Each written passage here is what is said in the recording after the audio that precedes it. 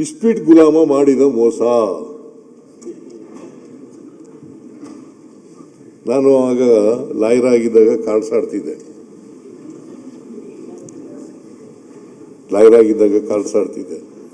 ಅದು ಲಂಕೇಶ್ಗೂ ಕೂಡ ಗೊತ್ತಿತ್ತು. ಲಂಕೇಶ್ ಹಂಗೈತ ಬರೆದ್ರು. ನಾನು ಪಾರ್ಲಿಮೆಂಟ್ ನಿಂತ್ಕೊಳ್ಳೋದ್ರಿಂದ ಅವ್ರ ಅಡ್ವೈಸ್ ಮೇಲೆ ನಿಂತ್ಕೊಳ್ಳಲಿಲ್ಲ. ಮಹಾರಾಜನ ಮೇಲೆ ನಿಂತ್ಕೊಳ್ಳೇಬೇಕು, ನೀನು ಕುರಿ ಕಾಯೋನು ನಿಂತ್ಕೊಳ್ಳೇಬೇಕು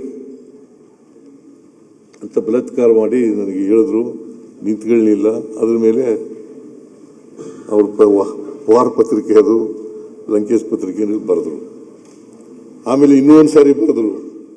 ನಾನು 94ರಲ್ಲಿ ಫೈನಾನ್ಸ್ ಮಿನಿಸ್ಟರ್ ಆದೆ.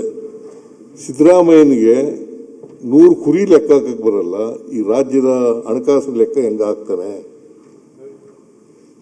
ಅಂತ ಬರೆದ್ರು. ನೋಡಿ, ಅದು ಬರೆದದ್ರಿಂದ ನಾನು ಒಂದು ಸವಾಲಾಗಿ ಸ್ವೀಕಾರ ಮಾಡಿ 17 ಬಜೆಟ್ ಮಂಡಿಸಿದೆ. ಈಗ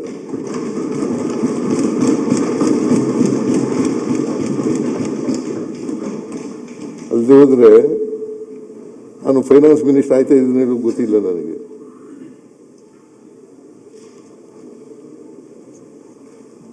ಹಿಂಗೆ ಬರೆದದು. ಸೊ ಅದರಿಂದ ಮಾನ್ಯ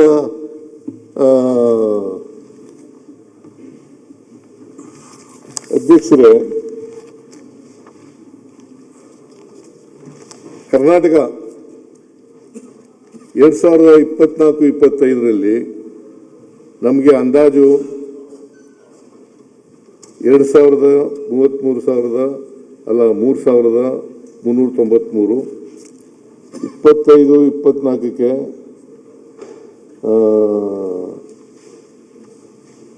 1,93,595. ಇದು ರಾಜಸ್ವ ಸಂಗ್ರಹಣೆ ನಾನು ಹೇಳ್ತಾ ಇರೋದು. ಇದು 95.2 ಕರ್ನಾಟಕದ್ದು. ಆಮೇಲೆ 25-26 2024 600, ವಾಸ್ತವ 2,10,600, 93.8.